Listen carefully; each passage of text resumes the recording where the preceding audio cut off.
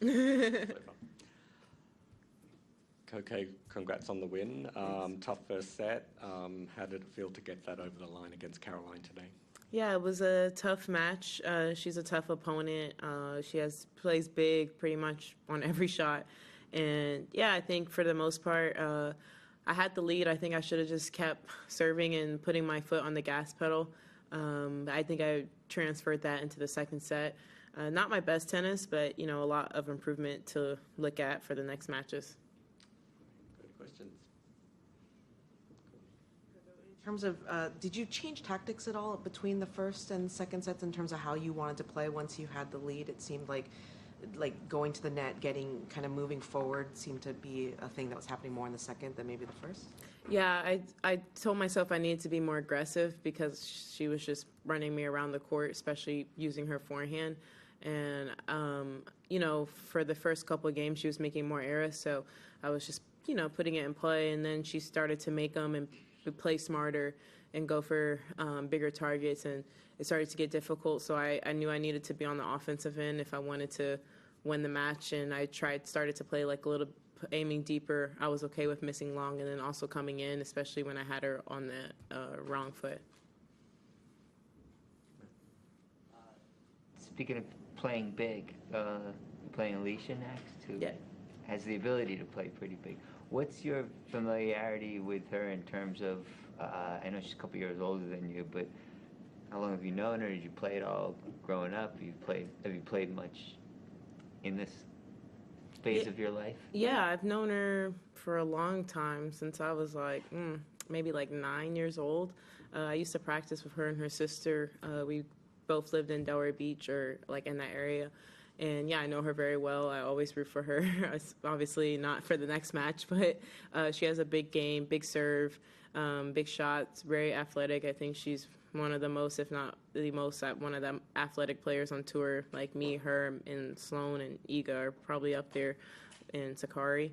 And there's more I'm probably missing, but those would be my top 5. So she's up there. And yeah, it's going to be a tough match. I don't expect it to be easy. I've never played her actually since that age, other than the mixed doubles we had at US Open, but I've never played her in practice or anything. So we're both going in, not blind, because we obviously watched each other, but we never hit or anything. So it's going to be a tough match. She's a great player, and I've always knew that she was going to do well on tour. It was just, a matter of when it was all going to align, and I think now it's starting to align. Claes Hylleström from TT News Agency of Sweden. I want to ask you about the very last game of the match. It was so much back and forth. You had match points and there were break points. I can imagine that was pretty tough mentally. How did you do to pull yourself out of that and just take home the match? Yeah, I think the aggressive serving was the big thing that I needed to do to get out of that game. Also, it's a pressure game, but I also knew that the pressure was more on her because, if I lose that game, I have a chance to break back or also serve again for it. Obviously, I wanted to win it there, but I think just giving yourself a mindset of this isn't life or death makes it, a little bit more relaxed to play. Again, she started going big, and, sometimes it worked, sometimes it didn't that game. But I think the serving got me out of that. From AustralianOpen.com, you mentioned before there's room for improvements. You haven't dropped a set yet, but if you had to say one element or one area where you would really like to make improvements going forward, what would that be? I think I can be more aggressive, which is tough because, this match I played someone who plays pretty aggressive, heavy. She plays like a guy almost using the slice. But I felt like I was too much on the back foot in the first set. So I think I can play more aggressive and be more sure of my shots and hitting def. I think I put too many balls in the service box in the first set, and that's why she was able to dictate the points. So I definitely can play more aggressive. Serving, I think I got broken twice the first set. So when I'm in the lead, I would like to continue to be aggressive serving, which is what got me the lead. Serving and just being more aggressive, and that's just a mindset thing. I know I have the game to do it. I just have to believe in it. Is it especially challenging to make yourself more aggressive because you're particularly good at, as you said, running around the court, and you're very athletic, and during the U.S. Open you get that refrain of make it physical, Coco. We all kept hearing that from the box. But so does that become a challenge when you can do this thing quite well, but you know you need to do that thing? Yeah, it can be, depending on the opponent. Today, she was making a lot of errors early on, so sometimes when you're playing an opponent like that, your first thought is to just, make her keep playing because you know she's going to miss. And then I think I kind of not forgot, but leaned into just making balls, and really she was missing in the first couple games because I was being aggressive and hitting deep, and not necessarily just because she was error prone. And then and then I feel like for me it's making that more of a plan B, the defensive things. Like obviously there's going to be some opponents where they only can hit and not really fill the court out, and then there's going to be some where you need to be aggressive from the first ball or whenever you have the chance. And today I think that was one of the things that I needed to do, which I did do in the second set. Okay, Courtney, then Tumaini. I think you have the two fastest serves on the women's side through so far in the tournament. I think Alicia's right behind you. But in terms of, we obviously talked about it a lot in your other press conferences, the serve. I'm curious, if you take the mental side of the serve out of it, how natural is that motion for you throughout your career? Like when you first started serving, when you were younger, like how much tinkering has it gone under, or was it just like toss it up and hit it? Like how, can you give a little insight into that? Yeah, I would say not that much tinkering. Like there's like small things that I changed, which not really like I never had to do like big changes in the serve. Like I've always had a sound motion. It's more so, keeping the left arm up, things that I can change in a second, which doesn't feel off. I've never had to go through like a big motion change or anything like that. So it has been pretty natural. And the speed, I've always been able to get up there.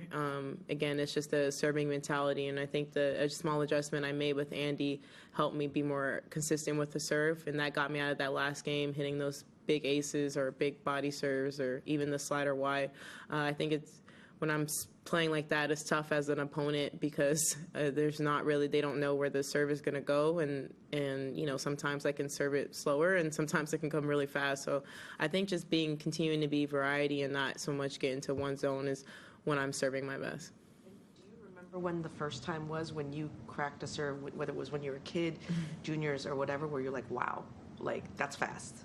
I think when I got on tour, actually, because when I got on tour, I noticed when I was really serving, like I was serving faster than a lot of the girls on tour, which like I was 15, so I wasn't expecting that.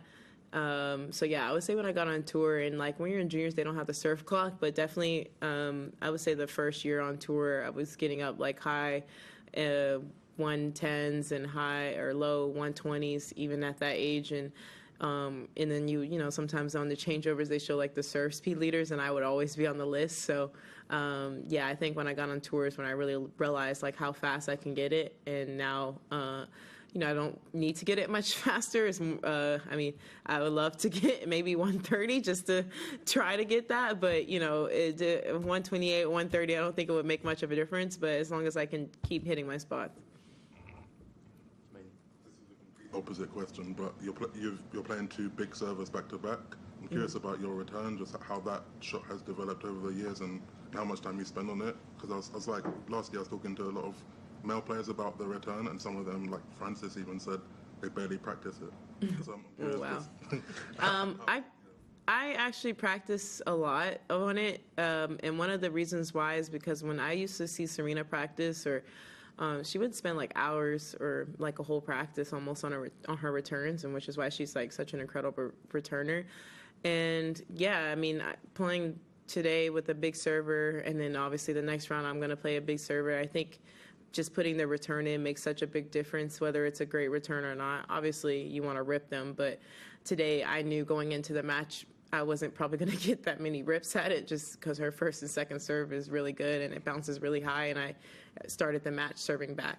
And I'm probably going to have to do that the next match. So I do spend a lot of time on it. Serve and returns, I think, are one of the most important shots in tennis because it starts the point and it sets you up. And for me, I try to spend like equal amount on serve and returning. And I think my returns are something that's improved over the years, and hopefully I can keep improving them. Has anything changed, like, since you first came on the tour and started facing big serves? Yeah. Have you, like, moved back or tried to shorten your swing or anything like that? Yeah, both. I think I realized, from juniors, you're playing most of the time girls who don't serve that big, so I was used to standing inside the baseline and ripping and, doing all of that. And then you start playing, grown women who can actually serve and serve really hard and consistently hard, and you can't stand inside and rip. So sometimes it's not as pretty of a shot when you get it like just return it middle or deep or whatever, and not as pretty as like a clean winner, but it's necessary. So I think just playing with the serve position is what I like to do. Sometimes I'm back, sometimes I'm up. Today I was mostly back, and there's matches sometimes I'm mostly up. It just depends on, the server and definitely shortening the swing. I watched a lot of Novak because I want to return like him. He's probably the best returner, and yeah, he definitely is, and I want to return like him. So if you look at his swings on the returns, it's not like full cuts. It's a lot shorter and abbreviated to when he actually hits. And I realized that, when you're someone serving hard, you can just use their pace, against them. And I think that's the model. Sometimes it's not always easy, but, that's something that I feel like is what I work on and practice on a lot. But Francis should practice his returns. I mean, I don't know. He's a pretty good returner, but, he can always get better.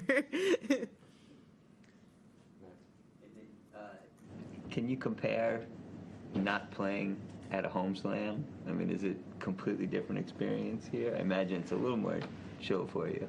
Oh, yeah, definitely more chill. You can even see in the press room. It's only a couple of you guys here, whereas US Open, it was like full. So definitely more chill.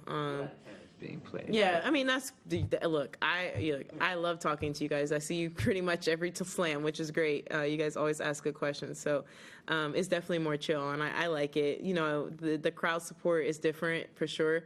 I do still, the last matches, obviously, I've been more the favorite in the crowd, but it's not like the New York crowd. But I like Australian Open, and I like the chill vibes here. I feel less stress here. And just walking around in Melbourne, I don't really get recognized that much, which is nice. And just walking to dinner and, maybe one or two people notice. And yeah, it's something that I appreciate a lot.